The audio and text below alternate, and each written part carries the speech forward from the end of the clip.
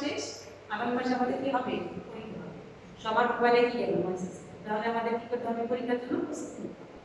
এই যে আমরা ক্লাসগুলো দিলাম সেই ক্লাস থেকে কিন্তু আমাদের কি হবে? পরীক্ষা হবে। যারা ক্লাস দেখোনি তারা কি করবে? এখনো সময় আছে, ক্লাসগুলো দেখো এবং পড়ার প্রস্তুতি করো। প্রত্যেকটা পড়া আমাদের কি করতে হবে? প্রত্যেকটা সাবজেক্ট অনুযায়ী আমাদের পড়তে হবে। তাহলে বন্ধুরা আজকে আমরা কি করবো? এই মাসের শেষ ক্লাস আমরা আজকে করব। দেখো কি আছে।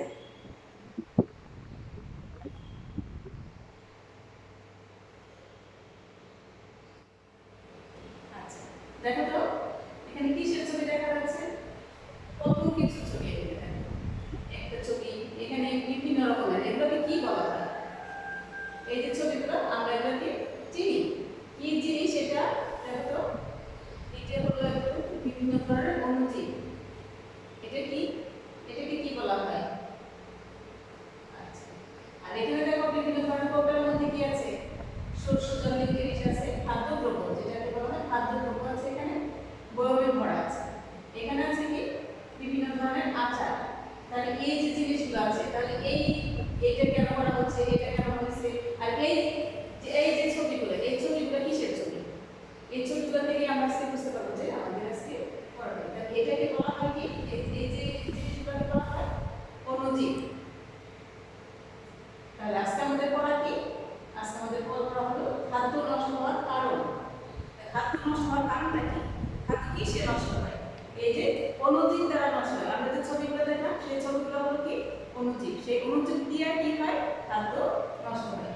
আর এই যে কৌটার মধ্যে যে জিনিসগুলো দেখলাম, যে কৌটার মধ্যে বা বয়মের মধ্যে ভরা আছে, সেটা কি? এই যে আমরা খাদ্য কি করি? সংরক্ষণ করি। কিভাবে সংরক্ষণ করি সেই পদ্ধতিটা তোমাদের আজকে দেখাবো। তাহলে আজকে আমাদের পড়াটা কি? খাদ্য নষ্ট হওয়ার কারণ এবং গৃহে খাদ্য সংরক্ষণ পদ্ধতি। দেখো এখানে নিচে কিছু ছবি আছে, এখানে বিভিন্ন রকমের জিনিস আছে। এখানে বয়মে ভরা জিনিস আছে, পাউরুটি, মাছ, সবজি, ফল, তারপর খাদ্য শস্য যেটা বলা হয় সব। এখানে আছে মাংস। মাংসটা দেখলে কি মনে হয়? তাজা মাংস নাকি নষ্ট? দেখো তো। আচ্ছা এই মাংসটা কিন্তু তাজা পাওয়া যাচ্ছে না, এটাকে বলা হবে কি? নষ্ট। যেহেতু তাজা মাংস দেখতে গেলে কেমন হবে? এই যে উপরে একটা আবরণ, এই আবরণটা এরকম থাকে না, লালচে থাকে। আর এখানে আছে দেখো মাছ। কি ধরনের মাছ দেখা যাচ্ছে? এখানে মাছগুলো হলো কি? পচা পচা মাছ।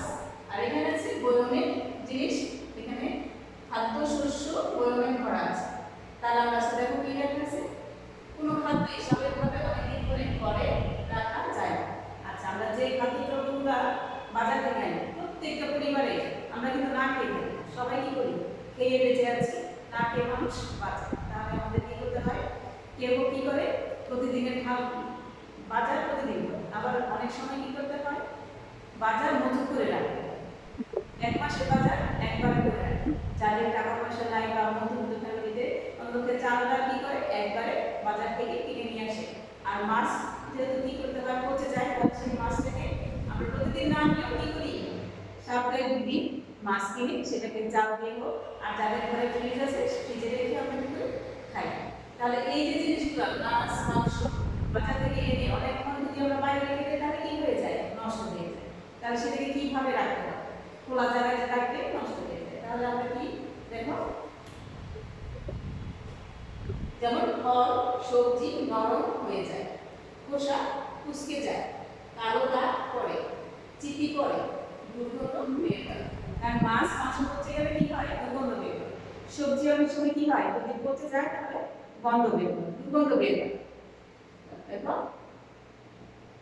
মাছ মাংস পচে নষ্ট হলে উপরিভাগ কি হয়? পিচ্ছিল হয়। পচা মাছের চোখ ঘোলা হয়ে বসে যায়, পেটের নাড়ি ভুঁড়ি গলে যায়, ফলে আঙুল দিলে কি হয়? আঙুল দিয়ে চাপ দিলে পেট ভিতরে বসে যায়। শুকনো খাদ্য চাল ডালে ছত্রাক জন্মায় এবং পোকা দ্বারা আক্রান্ত হয়। রান্না করা খাদ্যে গাদন হয়, বুদবুদ উঠে, টক গন্ধের সৃষ্টি হয়। এই যে বলছে শুকনো খাদ্যে চাল ডালে, আমরা যখন বাড়িতে দেখলাম, বাড়িতে সবার ঘরে যখন অনেকদিন পর্যন্ত চাল থাকে বা বর্ষাকালে বিশেষ করে, সেই চালের মধ্যে কি হয়? পোকা ধরে, ছোট ছোট কালো পোকা হয়।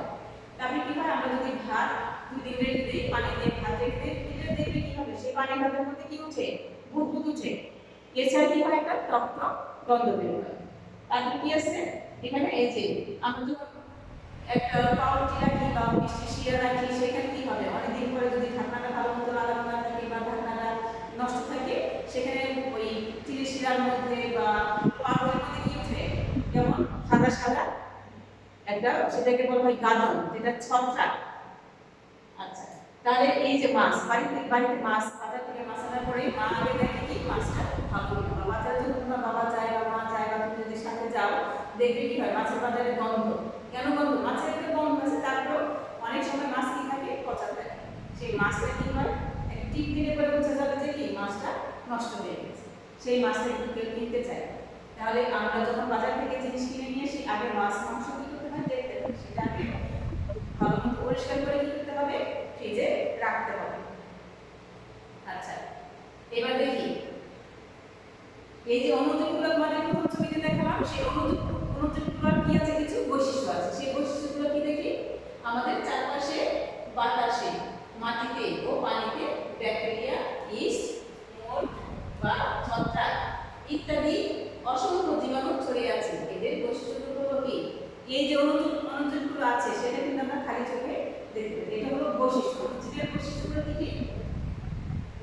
এরা এক কোষ বিশিষ্ট প্রাণী, এদের খালি চোখে দেখা যায় না, অনুবীক্ষণ যন্ত্রের সাহায্যে এদের দেখতে পাই।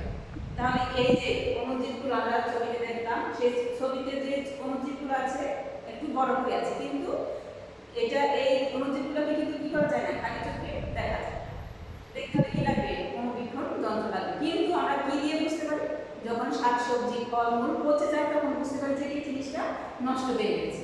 তাহলে এই অনুজীব কোথায় জন্মে, দেখো এই জিনিসগুলো কিন্তু আমাদের আশেপাশে, আমরা এখানেই বাসি। এদের মধ্যে যেমন খাদ্য আমরা না খেয়ে পাচ্ছি না, পানি আমাদের অবশ্যই খেতে হয়, বাতাস ছাড়া আমরা বাঁচব না, জীবন ধারণের জন্য বাতাস আমাদের অবশ্যই দরকার। মাটির উপরে বসবাস করি, পশু পাখির গায়ে এবং অপরিচ্ছন্ন থালা বাসন। আমরা যখন ভাত খাই, থালা কি করি, হাত না ধুয়ে খাই, থালা কেমন পানিতে দিলাম সেটাও দেখি, খেয়ে যাচ্ছি। তাহলে সেই অপরিষ্কার জিনিসে কি থাকে, এই যে ব্যাকটেরিয়া বা অণুজীব থাকে। তা দেখো এখানে আমি একটা ছবি দিলাম, এখানে অনেকগুলো জিনিস আছে, এখানে পানি আছে, মাটি আছে, অপরিষ্কার জায়গা, এখানে কি আছে, অণুজীব আছে। দেখো এই যে থালা বাসন, একটা মাটির ঘরে, এখানে থালা বাসনগুলো আছে, রান্না করছে। এখানে এই যে জিনিসগুলো যে অপরিচ্ছন্ন থাকে, তাহলে কি হবে, এখানে অণুজীব থাকে বা জন্মে। এরপরে দেখো এই যে পচা ফল, এটি কিসের দ্বারা নষ্ট হলো, অণুজীবের দ্বারা নষ্ট হলো। আমরা বাড়িতে ফল নিয়ে আসি, সব ফল, এখনকার ফল কি হয়ে যায়, ছোট হয়ে যায়, কিন্তু অণুজীব দ্বারা যদি কি হয়, ব্যাকটেরিয়া নষ্ট হয়, তাহলে কি এরকম হয়ে যায়। রাসায়নিক পদার্থ দিয়ে যেটাকে করা হয়, তাহলে আপেল দেখবা বা কমলা দেখবে তোমরা কি হয়ে যাচ্ছে, নষ্ট হচ্ছে, ছোট হয়ে যাচ্ছে। আর এখানে কি আছে, এই যে একটা বিড়াল আর একটা ইঁদুর ছানা, তাহলে এই যে পশু পাখির গায়ে কি আছে, অণুজীব আছে। আর এখানে হচ্ছে বাতাস, তাহলে বাতাস আমরা কিভাবে বোঝাচ্ছি, এই যে আমরা যখন হাঁচি দিচ্ছি, হাঁচিটা কিন্তু যেই হাঁচি দিয়ে যে জিনিসটা বের হচ্ছে সেটা কোথায়, এই যে বাতাসে চলে যাচ্ছে, সেখানে কি আছে, অণুজীব আছে। তাহলে আমরা অণুজীবের বৈশিষ্ট্যগুলো দেখলাম কয়টি, দেখো এরা এক কোষ বিশিষ্ট প্রাণী, এদের খালি চোখে দেখা যায়, অনুবীক্ষণ যন্ত্রের সাহায্যে এদের দেখতে হয়। তাহলে কয়টা, একটা, দুইটা, তিনটা। তাহলে এই যে বৈশিষ্ট্যগুলো আমরা ভালো মতো দেখব। আচ্ছা, এবার দেখি উল্লেখযোগ্য অনুজীবগুলো কি কি। প্রথমত দেখি আমরা কি, ব্যাকটেরিয়া। দেখো এটা কি দেখানো, একটা ফল, ফলটা কি পচা না ভালো, ফলটা একদম টাটকা ভালো। এটা কেমন করে নষ্ট হবে, কি দ্বারা নষ্ট হয় সেটা আমরা দেখি, কি দ্বারা নষ্ট হয়। আচ্ছা, দেখো টাটকা ফল আর একটা পচা ফল, এই ফলটা কিসের দ্বারা নষ্ট হলো, ব্যাকটেরিয়া দ্বারা নষ্ট হলো। তাহলে দেখো ব্যাকটেরিয়া কোথায় জন্মায় এবং এর কাজ কি, তাহলে আমরা দেখি। ব্যাকটেরিয়া আগে বলেছি, ব্যাকটেরিয়া এক কোষ জীব, মাছ, মাংস, শাকসবজি, ফল ইত্যাদি খাদ্যে জন্মায় এবং খাদ্য পচিয়ে ফেলে। আর্দ্রতায় ব্যাকটেরিয়া খুব দ্রুত বৃদ্ধি পায়। ব্যাকটেরিয়া ধ্বংস করার জন্য উচ্চ তাপ প্রয়োজন হয়। শুষ্ক পরিবেশে ব্যাকটেরিয়া বৃদ্ধি লোপ পায়। তাহলে এখানে একটা আমি ভালো একটা ফল দেখালাম, আর কিসের দ্বারা এটা নষ্ট হলো? ব্যাকটেরিয়া দ্বারা নষ্ট হলো। আচ্ছা, এবার দেখো মাছ, একজন টাটকা মাছ দেখতে কত ভালো লাগছে। আর যখন আমরা বাজার থেকে কিনে আনি তখন এরকম মাছ থাকে, আর এরপরে অনেকক্ষণ ধরে যদি বাইরে ফেলে রাখি বা না কোটা হয়, যদি কুটে ঠিক মতো না রাখা হয়, তাহলে কি হয়ে যায়? মাছ এভাবে নষ্ট হয়ে যায়। এ দেখো মাছের গায়ে কেমন উপরে আঁশ উঠে গেছে, আঙুল দিয়ে কি হবে? মনে হবে যে দেবে যাচ্ছে, তাহলে মাছটা কি হলো? পচে গেল। তারপরে দেখি, দেখো সুন্দর টাটকা বেগুন, এগুলো কি দ্বারা? এটা হলো সুন্দর একটা বেগুন। আমরা যখন বাজার থেকে নিয়ে আসি ভালো দেখে বেগুন নিয়ে আসলাম, আর যদি আমরা সেটা যত্ন করে না রাখি, ফ্রিজে রেখে দেই বা ওই বাইরে রাখি, তাহলে কি হয়ে যায়? ব্যাকটেরিয়া দ্বারা নষ্ট হয়ে যায়। তাহলে আমরা কি পুরো বুঝতে পারলাম যে ব্যাকটেরিয়া কি করে? আমাদের শাকসবজি ফলমূল কি করে ফেলে? নষ্ট করে ফেলে। এবার দেখি ইস্ট, আমরা কি খাই? পাউরুটি খাই। তারপরে কি খাই? পিৎজা খাই। এই যে পিৎজাগুলো আটা দিয়ে বানায়, ময়দা দিয়ে বানায়, যা দিয়ে বানায়, সেই আটা যখন বানানো হয়, রুটি বানানো হয়, রুটি কিন্তু পিৎজার মতো ফুলে না। তাহলে সেখানে কি মিক্স করা হয়? ইস্ট। ইস্ট তাহলে কি করে? দুই ধরনের, একটা ক্ষতি করে, একটা উপকার করে। পাউরুটি যখন আমরা বানাই, সেই পাউরুটির মধ্যে দিয়ে ইস্ট দেওয়া হয়, তাহলে পাউরুটি ফুলবে। এই যে পিৎজা তৈরি করা হয়, পিৎজার মধ্যে ইস্ট দিলে কি হবে? পিৎজার যে ডোটা বানানো হয়, সেই ডোটা কি হবে? ফুলবে, তাহলে পিৎজাটা ভালো লাগবে। আচ্ছা, এই ইস্ট কি করে? আমাদের খাদ্যদ্রব্যকে পচিয়ে ফেলে। দেখো কি হয়, এখানে দেওয়া হলো কিছু ফল, এই যে চিড়ে শিরা, এখানে পিৎজার ডো দেওয়া হলো, এখানে পাউরুটি দেওয়া হলো। এটা হলো ভালো। ইস্ট বলছে দুই ভাবে কাজ করে, একটা ভালো কাজ করে, একটা খারাপ।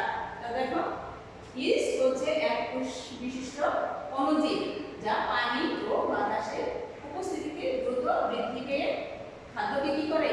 নষ্ট করে। কিসের মাধ্যমে? পানি ও বাতাসের উপস্থিতিতে দ্রুত বৃদ্ধি পেয়ে কি করে? খাদ্যকে নষ্ট করে। আর অনুকূল পরিবেশ কোথায় থাকে? এর জন্য ভালো পরিবেশ কোনটা? খাদ্য, পানি, বাতাস ও নিম্ন তাপমাত্রা। ইস্টের জন্য সবচেয়ে উপযোগী কি? দেখো এরা কোথায়? খাদ্য, পানি, বাতাস ও নিম্ন তাপমাত্রা এদের জন্য কি ভালো। আর কোন খাদ্যের জন্য বেশি? দেখো মিষ্টি, আচার, চিড়ের শিরা, অম্লীয় খাবার, টমেটো, জ্যাম, জেলি। এই যে দেখালাম চিড়ের শিরা দেখালাম, একটা ছবি দিলাম, কিন্তু এছাড়া তোমরা নিজেদের ঘরে এই জিনিসগুলো কি করতে পারবে?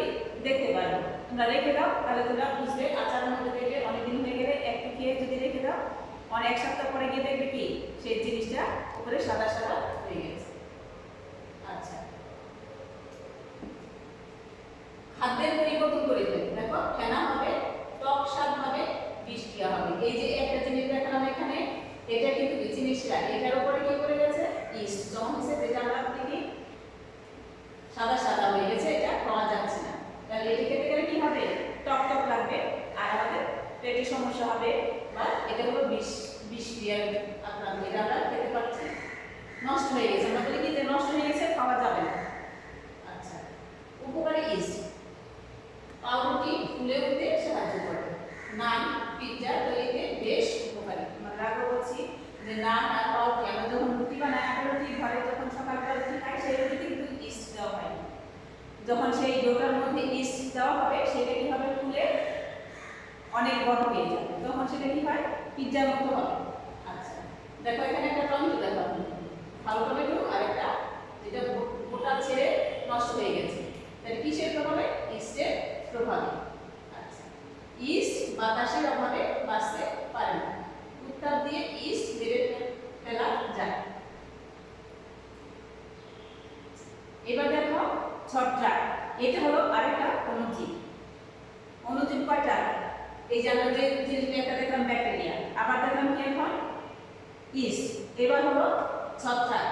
দেখো ছত্রাক হচ্ছে এক জাতীয় উদ্ভিদ। এটার পরিবেশটা কোন পরিবেশে এর ভালো? অন্ধকার, স্বল্প আলো, স্যাঁতসেঁতে জায়গা, পানি ও আর্দ্রতায় ছত্রাক দ্রুত বৃদ্ধি পায়। কোথায় বৃদ্ধি পায়? অন্ধকার, স্বল্প আলো, সেটা জায়গা পানি ও আর্দ্রতায় ছত্রাক দ্রুত বৃদ্ধি পায়। আর এটা আমরা প্রতিরোধ ব্যবস্থা কিভাবে করতে পারি? শুষ্ক ঠান্ডা আলোযুক্ত স্থানে ও উচ্চ তাপে ছত্রাক জন্মায় না। রোদের তাপে ছত্রাক কি হয়? ধ্বংস হয়। আচ্ছা দেখো ছত্রাক কি করে? দেখো এই যে পাউরুটি এক সপ্তাহ পর্যন্ত তুমি পাউরুটি তোমার কৌটার মধ্যে ঢেকে রাখো, বয়ামে এই পাউরুটিটা বয়ামের উপরে ঢাকনা লাগানোর পর দেখবে কি হবে? এটা এরকম ছত্রাকে বা সাদা সাদা বা কালো কালো হয়ে যাচ্ছে। এই একটা কমলা লেবু, এটাও কি হলো? ছত্রাকে দেখো সাদা সাদা হয়ে গেছে। এখানে কিছু ফল দেওয়া হলো, এখানে টমেটো দেওয়া হলো, এখানে লেবু দেওয়া হলো, আর এটা হলো কি? পনির। পনিরের ভেতর কি হলো? ছত্রাক জমা হলো। তাহলে এই যে জিনিসগুলো কিসের দ্বারা আক্রান্ত হয়েছে বা নষ্ট হলো? ছত্রাক দ্বারা। তাহলে শুষ্ক ঠান্ডা আলোযুক্ত স্থানে ও উচ্চ তাপে ছত্রাক কি করে না? জন্মায় না। আমরা যদি ফ্রিজে রেখে দেই এটা কিন্তু নষ্ট হবে না। তাহলে আজকে আমরা অনেকগুলো জীব নিয়ে পড়ছি। বন্ধুরা সবাই খাতা নিয়ে বসো, বই নিয়ে বসো। বই কিন্তু তোমাদের সাথে থাকবে। আমি এখানে বোর্ডে দেখাচ্ছি, কিন্তু তোমাদের বই যদি সাথে না থাকে তাহলে কিন্তু পড়তে তোমাদের ভালো লাগবে না, পড়া মনেও থাকবে না। তাহলে তোমাদের সাথে কি রাখতে হবে? বই রাখতে হবে, খাতা রাখতে হবে। আচ্ছা এবার দেখি আরেকটা অনুজীব। এটা হলো এনজাইম। এনজাইম কি করে? আমাদের শাকসবজিকে যেমন কাঁচা জিনিসকে পাকায়, আবার বেশি পাকা জিনিসকে কি করে ফেলে? নষ্ট করে ফেলে। দেখি সে করে এনজাইম করে। এনজাইম দেখো, এনজাইম উদ্ভিদ ও প্রাণী কোষের উপাদান। উদ্ভিদ ও প্রাণী কোষে এনজাইম কি করে? অনুঘটকের কাজ করে। এনজাইম ফল ও সবজি পাকাতে সাহায্য করে। কি করে? ফল আর সবজি পাকাতে সাহায্য করে। দেখো এখানে দেওয়া হলো টমেটো, এখানে কাঁচা পাকা টমেটো দেখা যায়। তাহলে এই যে কাঁচা টমেটো, এটাকে পাকাতে কে সাহায্য করতেছে? যে কাঁচা, আর এখানে হলো পাকা। তাহলে এই কাঁচা টমেটোটাকে পাকাতে কে সাহায্য করছে? এনজাইম। এখানে আছে কলা, কাঁচা কলা থেকে পেকে পেকে দেখো এখানে পচে পর্যন্ত গেছে। তাহলে কাঁচা কলা থেকে পাকা, পাকা থেকে পচা। তাহলে এটা কিসের সাহায্য হচ্ছে? তোমরা এনজাইমের সাহায্য হচ্ছে। এই যে লেবু, লেবু দেখো, লেবুটা কি হলো? সামনে পচে গেছে, ফ্যাট জিনিসটা কি হলো? এনজাইমের সাহায্যে কি হচ্ছে? এটা পচে গেছে। এখানে দেখো আপেল, এখানে কাঁচা আপেল আছে, পাকা আপেল আছে, আবার কি আছে? গাছ থেকে পড়ে পড়ে কি হলো? ফ্যাট আপেলটা নষ্ট হয়ে গেল। তাহলে দেখো এনজাইমের প্রভাবে ফল অতিরিক্ত পেকে নরম ও গুটাযুক্ত হয়। ফ্যাট ফল জীবাণুর আক্রমণে কার্যকরণ ধারণ করে। এই দেখো এখানে দেওয়া আছে, এখানেও আছে। বিকৃত গন্ধ সৃষ্টি হয় এবং নষ্ট হয়ে যায়। যখন এই যে লেবুটা আমরা যখন পচা লেবুর সামনে আনি কি হয়? যখন ভালো একটা লেবু আমরা খাই তখন অনেক সুন্দর গন্ধ, আর যখন পচা লেবু নিয়ে এসে সামনে তখন কি হয়? নিশ্চয়ই একটা গন্ধ থাকে।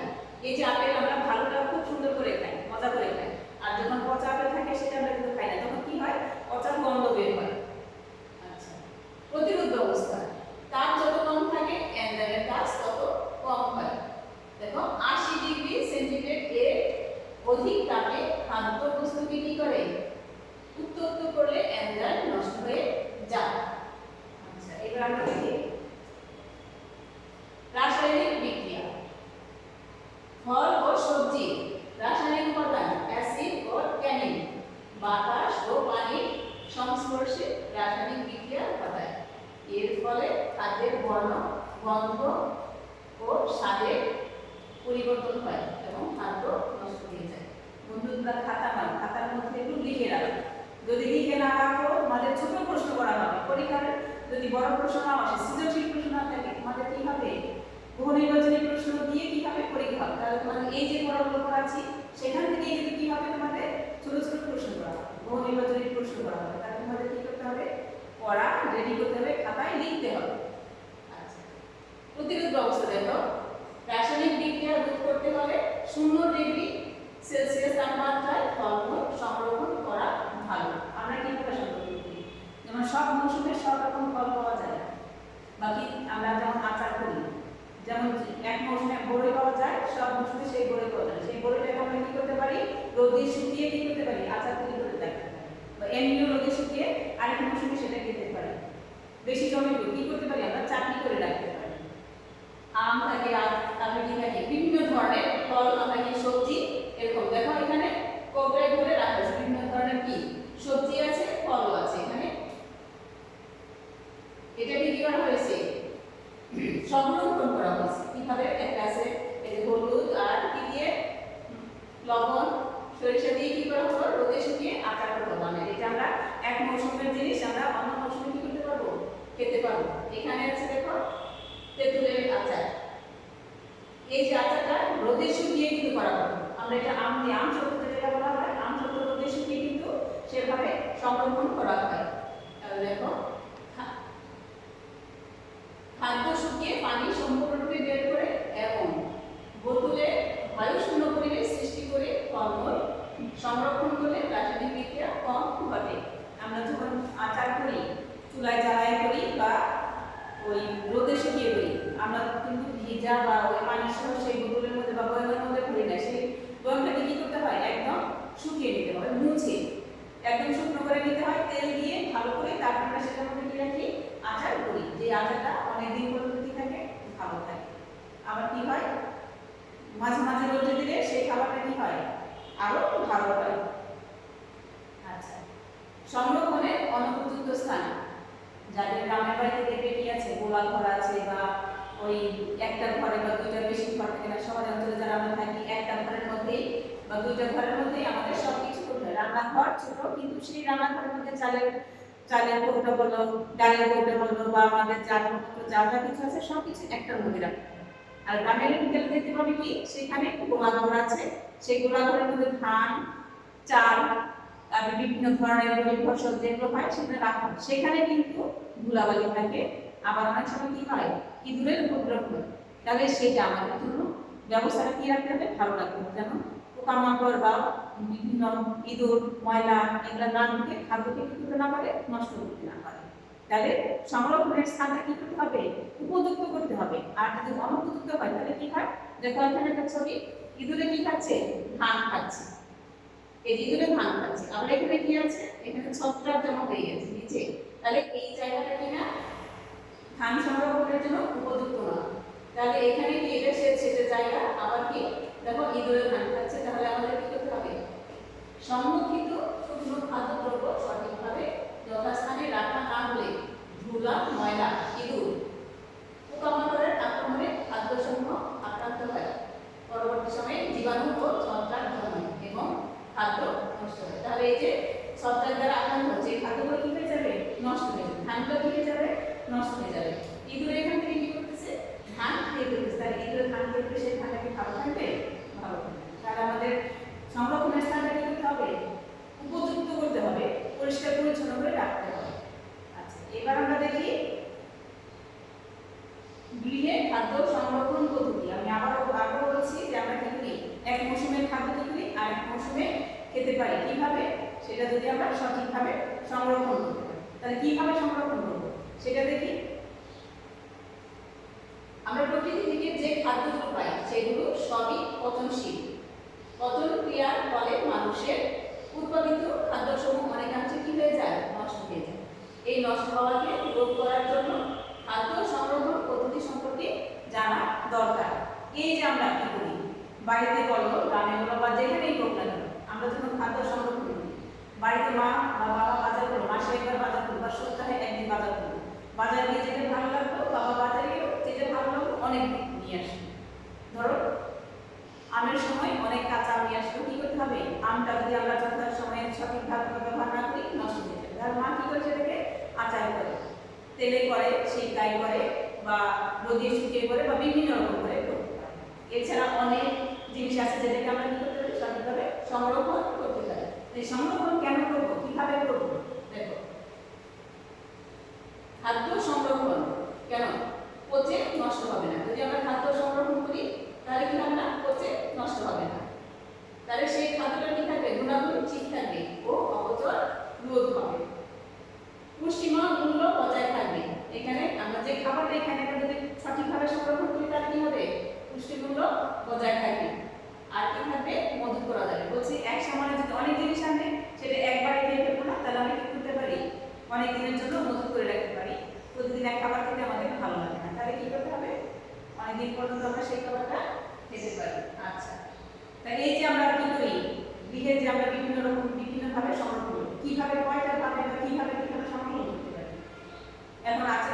এখন কিসের সময়? চালতার সময়। চালতার আচার যদি করা হয়, রোদে শুকিয়ে করা হয়, তেলে করা হয়, সিরকায় করা হয়। এই দেখো এখানে বিভিন্ন ধরনের জিনিস আছে। শুকনো কি মাছ শুটকি করা হয়। দেখো কিভাবে মাছ শুকনো দেওয়া হচ্ছে, এখানে শুটকি করা হয়েছে, এখানে বড়ই, এখানে এটা রোদে শুকিয়ে করতে পারে, আবার এটা ফ্রিজে রাখতে পারে। প্যাকেটজাত করে ফ্রিজে, ডিপ ফ্রিজে রাখলে কি হবে, বড়ইটা অনেকদিন পর্যন্ত ভালো থাকে। এটা হলো মাংস শুকিয়েও কি করা যায়, অনেকদিন পর্যন্ত রাখা যায়। পেঁয়াজ, রসুন, শুকনো মরিচ, এখানে আলু, এগুলো যদি আমরা মাচার মধ্যে রেখে দিই, এটা শুকিয়ে যদি আমরা মাচার মধ্যে বা বিভিন্ন বয়ামের মধ্যে রাখি, বস্তার মধ্যে ভরে রাখি, তাহলে কি হবে, ভালো থাকে। পেঁয়াজ, রসুন, আলু আমরা মাচার উপরে রাখতে পারি। আর এটা হলো কি, এই যে বিভিন্ন ধরনের শাকসবজি শুকিয়ে আমরা কি করি, বয়ামে ভরে সংরক্ষণ করতে পারি। তো দেখো মাছ, মাংস ও টাটকা শাকসবজি পানি প্রাকৃতিক উপায়ে রোদে শুকিয়ে নিতে পারলে পচন রোধ করা যায়, অনেকদিন ভালো থাকে। তাহলে এই যে জিনিসগুলো কি করলাম, রোদে শুকিয়ে, প্রত্যেকটা জিনিসটি রোদে শুকিয়ে আমরা সংরক্ষণ করলাম। এবার দেখি গুড় ও চিনিতে সংরক্ষণ, সবচেয়ে প্রিয় জিনিস আমাদের, যেটা আচার আমাদের বলাই হবে না যে কি আচার খাবো না, কেউ বলবে আচার খাবে না, ঝাল টক মিষ্টি যাই হোক আমরা কি করি, আচার পছন্দ করি। এই দেখেন বিভিন্ন ধরনের। দেখো গুড় ও চিনিতে সংরক্ষণ। গুড় ও চিনি খাদ্য সংরক্ষণ দ্রব্য হিসেবে গুরুত্বপূর্ণ। গুড়ের শিরায় বড়ই, তেঁতুল, আম অনেকদিন রেখে খাওয়া যায়। চিনি দিয়ে চালকুমড়া, আম, বেল ইত্যাদি মোরব্বা বানিয়ে খাওয়া যায়। স্বাদ ও গন্ধ ঠিক রাখার জন্য মাঝে মাঝে কি করতে হয়, রোদে দিতে হয়। মায়েরা কিন্তু কি করে, তোমরা নিজেরাও করো, আচার কি করি আমরা, রোদে দিই। এটা এখানে কি আচার, মিষ্টি আচার, এটা হলো মোরব্বা। আর এখানে হলো বিভিন্ন ধরনের জ্যাম দিয়ে, বিভিন্ন কি দিয়ে, ফল দিয়ে কি করা হয়েছে, জ্যাম আর জেলি তৈরি করা হবে। আচ্ছা, এবার সিরকা আর কিসে, তেলের সংরক্ষণ। সিরকা ও তেলে সবজি ও ফলমূল এবং মশলা সংরক্ষণ করা যায়। সিরকা বা ভিনেগার খাদ্যের জীবাণু কি করে, বৃদ্ধি রোধ করে। এটা কি, এটা হলো একটা সিরকা, ভিনেগার যেটা বলা হয়, ভিনেগারটা সাদা, এটা হলো সিরকার বোতল, আমরা সবাই চিনি। একটা নিজেরা তৈরি করা যায়, একটা বাজার থেকে যেটা কিনা হয় সেটা ভিনেগার সাদা থাকে, আর এটা আমরা ঘরে প্রস্তুত করতে পারি খেজুরের রস দিয়ে। আচ্ছা, এটা হলো কি, এটা হলো সিরকা দিয়ে, সিরকার মধ্যে দেখো আচার, কুলের আচার, এখানেও আচার, আমের আচার, এখানে বিভিন্ন ধরনের আচার। আর এখানে কি আছে, এখানে বিভিন্ন আচার আছে, মশলা আছে, যে মশলাটা আমাদের আচার তৈরি করতে লাগে। আর এখানে দেখো এটা একটা আমের আচার তৈরি করা হবে। তাহলে এটা কি করতে হয়, সিরকা তেলে আচার করে সেটা খেতে আমাদের খুব ভালো লাগে। আর কি করতে হবে, সেটা মাঝে মাঝে আমাদের রোদে দিতে হবে, যেন কি থাকে, ভালো থাকে, ছত্রাকে যেন আক্রমণ করতে না পারে। এরপরে দেখো কি আছে, লবণে সংরক্ষণ। নোনা ইলিশ পছন্দ করো না, সবাই পছন্দ করে, অনেকে পছন্দ করে না, কাটা করে আমরা মাছ খেতে চাই, কিন্তু এই যে নোনা ইলিশ, এটা কিভাবে তৈরি করা হয়েছে, লবণে, যেটা টাটকা মাছ থাকে সেটা আমরা এমনি দিয়ে তরকারি রান্না করি, কিন্তু নোনা ইলিশ আমরা অনেকদিন পর্যন্ত লবণে সংরক্ষণ করে খেতে পারি। আচ্ছা, তারপরে আছে কি, আমের আম, এটা রোদে শুকিয়ে কি করা হলো, লবণ, হলুদ আর কি শুকনো লবণ নিচে মিশিয়ে কি করা হলো, এটাকে আচার করা হলো। তাহলে দেখো লবণের সংরক্ষণ। লবণের দ্রবণ জীবাণু বৃদ্ধি রোধে বিশেষ পদ্ধতি। খাদ্যে লবণ মাখলে জীবাণু কোষ থেকে পানি শুকিয়ে যায়। যেমন ইলিশ মাছের টুকরো লবণ মাখিয়ে নোনা ইলিশ তৈরি করা হয়। কাঁচা আম, চাউটা, আমলকি লবণ ও হলুদ মাখিয়ে রোদে শুকিয়ে অনেকদিন পর্যন্ত রাখা যায়, যেটা আমরা এক মৌসুমের জিনিস আরেক মৌসুমে কি করি, খেয়ে থাকি। আচ্ছা, এবার দেখো কত সুন্দর ফ্রিজে কি কি জিনিস আছে এখানে। এটা হলো কি নরমাল ফ্রিজ বলি যেটাকে আমরা, এখানে যত শাকসবজি, তারপরে কি আছে আমাদের ওই যে যা আছে ডিম, আমরা এটার মধ্যে রাখি। আর এমন হলো কি ডিপ ফ্রিজ, এটার মধ্যে কি মাছ মাংস কিভাবে প্যাকেটজাত করে কিভাবে রাখা হবে, পলিথিনের ভিতর করে প্যাকেটজাত করে রাখা হবে, এটা হলো ডিপ। আর এখানে ইলিশ মাছ কিভাবে বরফে সংরক্ষণ করা হচ্ছে, দেখো সরাসরি তো বাজার যখন বরফ মাছ নিয়ে এসে কি থাকে, বরফ দেওয়া থাকে, বাজারে যাও যদি কোনো সময় গিয়ে দেখো দেখবে কি প্রত্যেকটা মাছের কি সে বড় বড় মাছের মধ্যে কি দেওয়া থাকে বরফ দেওয়া থাকে যেন মাছটা কি থাকে ভালো থাকে পচে নষ্ট না হয়ে যায় বরফে সংরক্ষণ তাজা টাটকা শাকসবজি পরিষ্কার করে পানি ছড়িয়ে পলিথিন ব্যাগে 2-4 ফুটো করে মুড়ে তারপর ফ্রিজে রাখা হয় কারণ কি ফ্রিজে যখন আমরা পলিথিনের ভিতরে রাখি দেখবে কি যদি ফুটো না থাকে তাহলে কি হয়ে যায় ঘেমে সবজি নষ্ট হয়ে যায় তাহলে কি করতে হবে সেই পলিথিনটাকে 3-4টা ফুটো করে রাখতে হবে যেন ঘেমে আমাদের শাকসবজি কি হয়ে যায় নষ্ট হয়ে না যায় আচ্ছা তবে ফ্রিজের তাপমাত্রা 45 ডিগ্রি ফারেনহাইটের বেশি হবে না আমরা যখন ফ্রিজে জিনিস রাখি 45 ডিগ্রি ফারেনহাইটের বেশি কিন্তু রাখা যাবে না ফ্রিজের যে চেম্বারে খাবার জমে বরফে পরিণত হয় তাকে কি বলা হয় ফ্রিজার বলে এর তাপমাত্রা 18 ডিগ্রি থেকে